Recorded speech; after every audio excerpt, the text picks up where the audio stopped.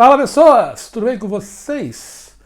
Então, pelo jeito, vocês estão gostando desses vídeos sem edição, sem roteiro, meio que estou falando sobre as coisas que estão acontecendo.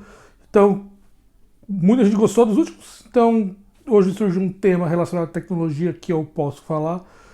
Então vamos falar disso aí, sobre a Microsoft. E a questão que eu acho que está rolando no Twitter é, em todos os sites, por que raios a Microsoft comprou o GitHub? Então, tentar explicar para vocês minhas opiniões sobre isso e o que eu acho, porque isso poderia ser útil ali para eles. Então, em primeiro lugar, para quem não trabalha com tecnologia, deve estar se perguntando que raios de empresa é essa que é o GitHub. Então, explicando de maneira muito rápida para quem realmente não é desenvolvedor, o GitHub ele é um site que ele é para armazenamento de código. Então, vamos imaginar que tem várias pessoas trabalhando num código de num programa, num código de um programa, e todas essas pessoas vão estar trabalhando na mesma área. Então, o GitHub ele permite com que todas essas pessoas mandem o que eles estão trabalhando para lá, e naquele sistema eles vão conseguir saber quem fez o que, se alguém fez uma modificação, você consegue saber quem foi que fez e voltar atrás. Então você consegue manter um controle do código de uma maneira centralizada na nuvem ali. Muito rapidamente, eu não vou falar do porquê o Git funciona, porque ele é centralizado e tal, mas para quem realmente não trabalha, é como você tivesse aquela versão histórica do Google Docs, que você consegue olhar então quem fez o quê, e você consegue resolver conflitos entre partes diferentes de código. Então ele é muito útil porque você consegue então guardar o seu código na nuvem. Se seu computador explode, sei lá, você vai ter lá as suas informações. Se eu estou trabalhando num código aberto que eu quero que mais pessoas possam trabalhar, eu posso colocar lá e mais pessoas vão poder acessar e poder modificar, e você não saber quem fez o que e modificar as partes. Então ele é muito útil por causa disso, ele é o mais utilizado sistema de armazenamento de código. E então a porrada dos códigos abertos estão lá. Então códigos de sistemas abertos estão lá feitos, muitas empresas utilizam ele. Então tem muita coisa que está lá. Até o pessoal brinca muito que um bom currículo, se você é desenvolvedor, é o seu histórico de edições do GitHub. Você consegue saber as pessoas saberem o que você fez, que projetos você está trabalhando. Então, só para poder exemplificar, assim, quase todas as criptomoedas estão com código lá, e, toneladas dos códigos de open source estão realmente guardados lá no GitHub. Então, ele é muito utilizado por todas as empresas, por todo o lado. E é uma empresa que era muito admirada, então o GitHub era muito admirado. Ele era uma empresa que o sistema funcionava muito bem, eles tinham planos que eram não muito caros para você poder utilizar. Então era uma empresa que era muito admirada e, como eu falei, até de certa maneira o seu currículo de programador era um pouco relacionado ao que você tinha lá no GitHub. Então era por isso que as pessoas utilizavam bastante ele. E já fazia algum tempo que já se tinha notícias que o GitHub poderia ser adquirido ou não pela Microsoft. E ontem à noite, no domingo, então, basicamente os boatos começaram a aumentar bastante, que eles estavam em negociações, e hoje, então, na segunda-feira, dia 4 de junho, foi anunciado que a Microsoft comprou o GitHub por 7,5 bilhões de dólares. Eu acho que aí tem duas questões que a gente pode falar, então, em relação a esse assunto.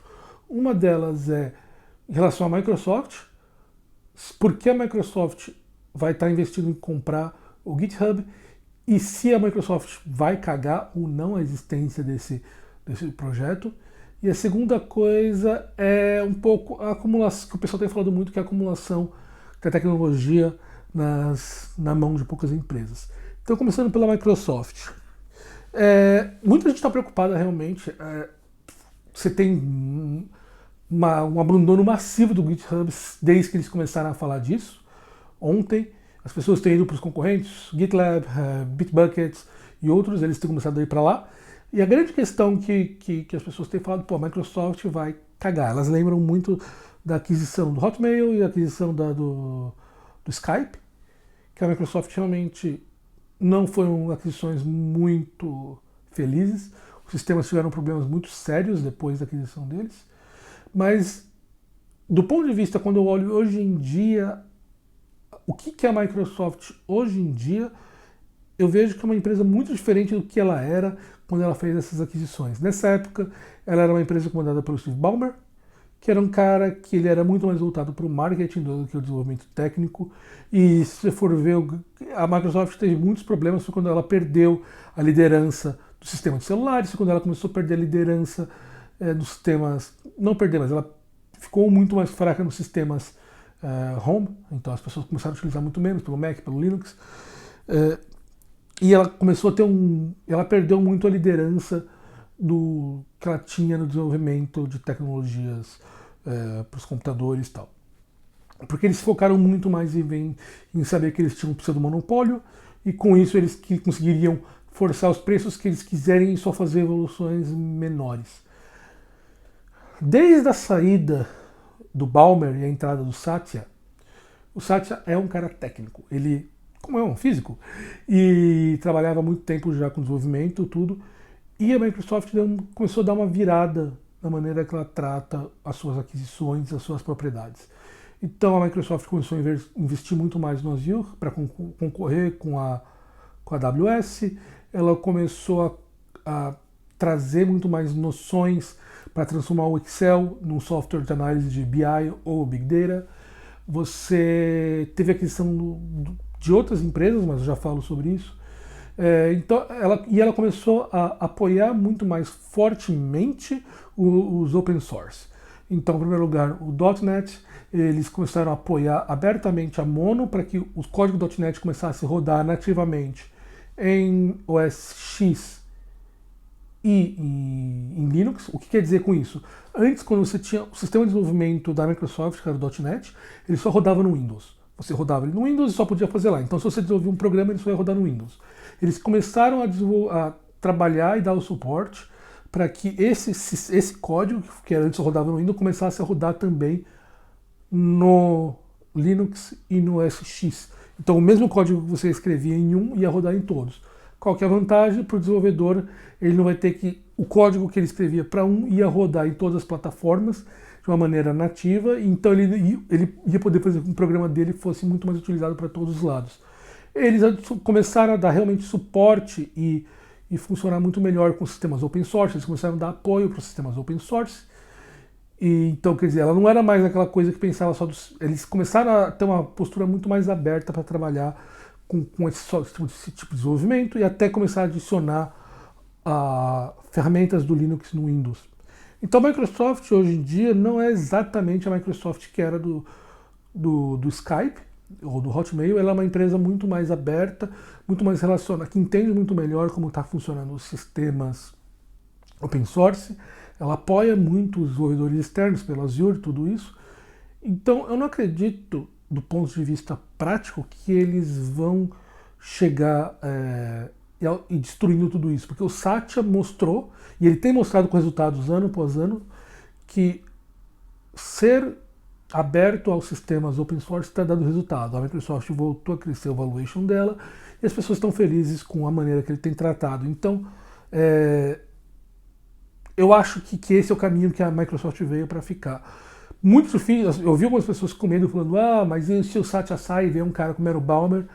É muito difícil, eu acredito, politicamente, dentro da Microsoft, que um cara como o Ballmer volte a ter domínio, porque a gente já viu que a maneira que o Satya estão trazendo resultado, eles estão tendo um revenue maior, um lucro maior, então possivelmente, quanto mais tempo ele ficar, mais politicamente o lado dele vai ganhar força e mais difícil vai ser alguma pessoa querer modificar tanto com os resultados positivos que ele está dando. Se ele começar a ter resultados negativos, pode ser que seja, mas atualmente tudo indica que ele está realmente dominando tudo. Um resultado disso também é a aquisição do LinkedIn, uns anos atrás, que você viu que eles fizeram a aquisição e, em cima disso, eles não fizeram uma interferência muito grande. A empresa continua sendo gerida pelos antigos donos, o antigo dono continua sendo o CEO, e a Microsoft está dando suporte, mas não está interferindo pesadamente na empresa. Ela continua como uma empresa separada, funcionando da maneira dela, e sem trazer toda o ferramental Microsoft para cima dela. Então eu acho que é muito provável que a aquisição do GitHub seja da mesma maneira. Eles vão continuar sendo uma empresa independente, que eles vão ter uma ajuda da Microsoft, eles vão ter talvez algum tipo de apoio geral, mas a maior parte do tempo eles vão continuar sendo geridos independentemente pelo time gestor atual, sem grandes interferências da Microsoft. Então daí chega a questão que eu acho que está todo mundo se perguntando: por que raios a Microsoft tá comprando o GitHub? E isso são questões interessantes a gente poder pensar sobre isso. Porque, de um lado, a Microsoft fez uma aquisição muito grande uns anos atrás, que é o LinkedIn. Então eles gastaram uma grana federal para poder comprar esses caras, e eles continuaram mantendo eles operando independentemente. E ao fazer isso, a Microsoft teve uma entrada muito grande na questão agora de redes sociais, pelo LinkedIn, e na parte de recrutamento, uma entrada muito grande. Então, toda essa questão de recrutamento, talvez para quem não é de tecnologia não saiba, mas principalmente fora do Brasil, o LinkedIn é muito utilizado para recrutamento. Os recrutadores dos Estados Unidos utilizam ele pesadamente. Existem muitos para encontrar candidatos novos, e com isso eles conseguem saber, então, quais áreas estão indo, quais áreas estão contratando ou não. Muito pesadamente, eles conseguem também saber, então, quem está se comunicando com quem para possíveis acordos e tal. Ao comprar o GitHub, que era o outro lado muito utilizado pelo lado de tecnologia, para poder saber quem compra o que, para quem está utilizando, quais são os desenvolvedores que estão fazendo tal coisa, eles agora têm um outro lado de um entendimento de quem está fazendo o que em tecnologia. Não acredito que eles vão utilizar isso, até por questões legais. A Microsoft já tem que andar na linha, agora principalmente com a questão das leis de segurança europeias, de GDPR, que é uma questão bem mais complexa. Não acredito que eles vão utilizar isso para roubar tecnologia, como eu vi umas pessoas dizendo por aí, mas o mais importante é que agora eles vão ter um entendimento também de quem está atuando melhor em cada repositório, quem está fazendo o quê, onde as pessoas estão indo, onde elas estão investindo o tempo dela. Então eles vão ter um entendimento muito melhor de quem é quem na área de desenvolvimento. E isso permite que eles entendam não só o movimento das áreas, quais áreas estão ganhando tração ou não no desenvolvimento, mas quais desenvolvedores estão indo para onde. Isso permite que eles entendam quais são os melhores candidatos, onde estão indo, quais áreas estão ganhando tração realmente de desenvolvimento, então agora fintech ou área de saúde ou qualquer coisa assim. Então isso tudo vai ser o que está surgindo agora com essa fusão, porque agora vão poder juntar o lado do recrutamento mais o lado do trabalho mesmo e conseguir fechar um pouco melhor quem está o que em cada área. Então eu acho que é mais um passo nessa área de formar uma plataforma de serviços, que é para poder tentar ter um pé muito maior na área de open service, de open software e tudo isso, e conseguir entender onde cada um dos caras estão indo. Então não é necessariamente uma compra para poder, um acquihire, como o pessoal chama, quer dizer, comprar para poder fazer os caras trabalhando para outros projetos, é realmente para poder manter a empresa funcionando e conseguir fazer ela trabalhar lado a lado com o LinkedIn, trazendo um pouco de sinergias ali em cima dela. Então isso é o porquê a Microsoft fez uma aquisição. E um último comentário muito rápido antes de passar para o ponto 2, que era outro ponto ali que o pessoal me pediu para comentar, é sobre as alternativas. Então o pessoal começou toda essa discussão, a Microsoft comprou, tal, e desde ontem muitas pessoas começaram a abandonar o GitHub e começaram a ir para o GitLab, por exemplo, que é outra plataforma. E isso mostra o medo que ainda muitas pessoas acham que a Microsoft é a antiga Microsoft na época do Ballmer. Mas o mais engraçado disso tudo é ver que, como, apesar de estar indo para o GitLab ele todo roda na Azure, que é a plataforma de nuvem da Microsoft. Então os caras estão fugindo do GitHub, mas estão indo para uma plataforma que já é gerida pela Microsoft, rodam os sistemas deles da mesma maneira. Então isso mostra como talvez é um movimento não muito pensado, muito mais no medo do que qualquer coisa. Mas eu acho que o ponto mais interessante, além disso tudo, entender o porquê eles estão fazendo uma aquisição, que é uma, como eu falei, aquela coisa muito de entender mais os dados, de trazer mais os dados, conseguir fazer uma plataforma que vai ter uma compreensão de como funciona os usuários, os programadores, tudo. Uma outra questão que eu acho interessante é sim a gente tem visto cada vez mais as grandes empresas, então Facebook, Apple, Amazon, Microsoft, o Google, obviamente, cada vez mais fazendo aquisições de empresas menores e dominando as empresas talvez num conglomerado. Então, essa questão, como é que a gente pode acreditar que vai ser aí o mercado de internet e tecnologia nos próximos anos? Se você for olhar aí nos últimos meses, anos, a gente tem o Facebook, que comprou o WhatsApp, comprou o Instagram, a gente tem agora a Microsoft comprou o LinkedIn, comprou o GitHub, então e você tem... A Apple não é muito de fazer grandes aquisições, mas tem feito algumas por aí. Então você tem visto aí essas empresas fazendo aquisição e diminuindo o número de empresas. Isso tem ocorrido, sim, concordo. É algo que cada vez tem ocorrido mais. Mas se você for observar, isso eu acho que é um ponto muito interessante. Todas essas empresas têm feito aquisições em sistemas que são puramente digitais.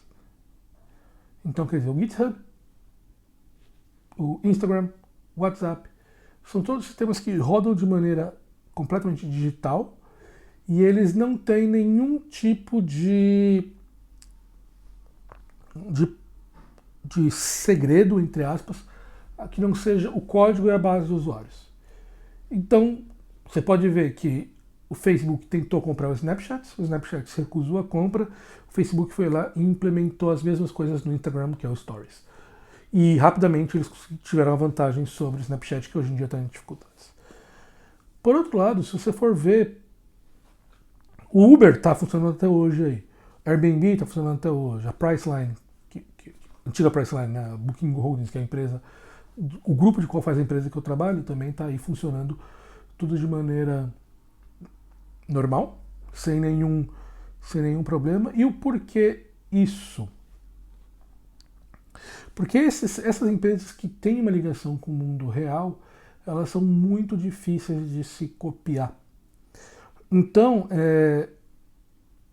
a grande vantagem que as grandes conglomerados têm, que é chegar e fazer uma aquisição, ou eles fazem uma cópia, uma destruição do sistema que aqueles caras têm, não é tão fácil de se fazer quando você está falando de uma empresa que tem um pé no mundo real. Se você quer imitar o Uber, você não é simplesmente chegar e copiar o software dele, você tem que ter uma ligação com as pessoas da rua, com as pessoas que dirigem o carro, você precisa ter uma operação que vai permitir trazer motoristas, que vai ter que permitir pagar os motoristas, que vai poder verificar onde eles são, entender como as cidades funcionam. Então existe um monte de coisas que não são facilmente copiáveis. Então, quando eu começo a olhar tudo isso aí, eu tenho cada vez mais visto, e é uma coisa que eu acredito, eu até falei disso no Nerdcast, no início do ano passado, cada vez mais a gente vai ver um aumento do número de aquisições para essas grandes empresas por esse pequeno grupo, no lado das empresas que são puramente digitais. Porque essas são fáceis de copiar e elas não são. A proteção que elas consigam ter para se proteger de uma aquisição, ou forçada ou não, dos grandes conglomerados é muito baixo. Mas quando você começa a tratar já de uma empresa que tem uma operação no mundo real, é muito difícil acreditar que eles vão ter que fazer muita força para poder comprar esses caras e poder fazer essa aquisição e poder trazer eles para o portfólio deles, porque eles já têm toda essa ligação e todo um know-how e um portfólio que faz muito difícil que eles sejam simplesmente copiados, então você vai ter que pagar muito mais para poder trazer eles e tal. Então eu acho que cada vez mais a gente vai ver uma aglomeração, uma junção das empresas que trabalham puramente no digital. Então você vai ter, talvez cada vez mais se juntando num grupo dessas grandes empresas aí, que vão se formar cada vez mais grandes aglomerados. Mas eu não acho que a gente vai estar num mercado que vai ser a grande consolidação igual a gente vê no mercado de carros, que você tem 5, 6 grandes montadoras. Dada a velocidade que o mercado de tecnologia ele vai mudando, que ele um vai sendo disruptando o outro, né? vai destruindo as coisas que os outros estão fazendo, a gente vai ter sim essas grandes 5 empresas dominando talvez a grande parte dos serviços digitais, mas você vai ter sempre um segundo grande escalão de empresas ali que vai continuar sempre trazendo muitas novidades e que elas vão estar cuidando de sistemas que é muito difícil você copiar. Então se você for pegar assim, até começar que a gente falou dessas 5 grandes empresas, tem muito mais empresas que são as grandes empresas. A gente falou ali Apple, Facebook, Amazon, Microsoft e a Google, mas a gente não incluiu a Alibaba. China é um mercado completamente diferente, a Alibaba é gigante. A gente tem a Tencent na China, que também é gigante e vale tanto quanto esses caras ali. Então a gente já tem muito mais empresas que a gente tinha falado, Yandex na Rússia.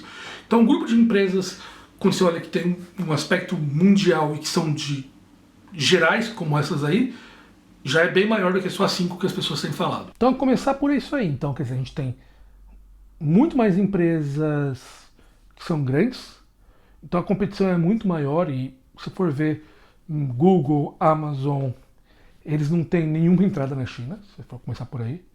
A Rússia é um outro mercado que é dominado pelo Yandex, que é completamente diferente, é muito grande, tem muita gente, muito dinheiro rolando ali. Então, quando a gente olha, o mercado mais americano é dominado por essas 5 empresas aí. E se você for pensar além delas, você tem um segundo escalão de empresas que são gigantes, que também geram... Ah, a luz apagou. Porra. Vamos lá. Calma aí.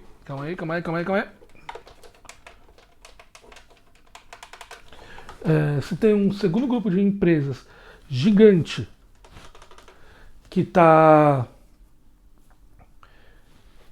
ali dominando uma boa parte do mercado. Então você tem a Netflix na parte de vídeos, a Amazon não conseguiu competir com eles até agora no Prime.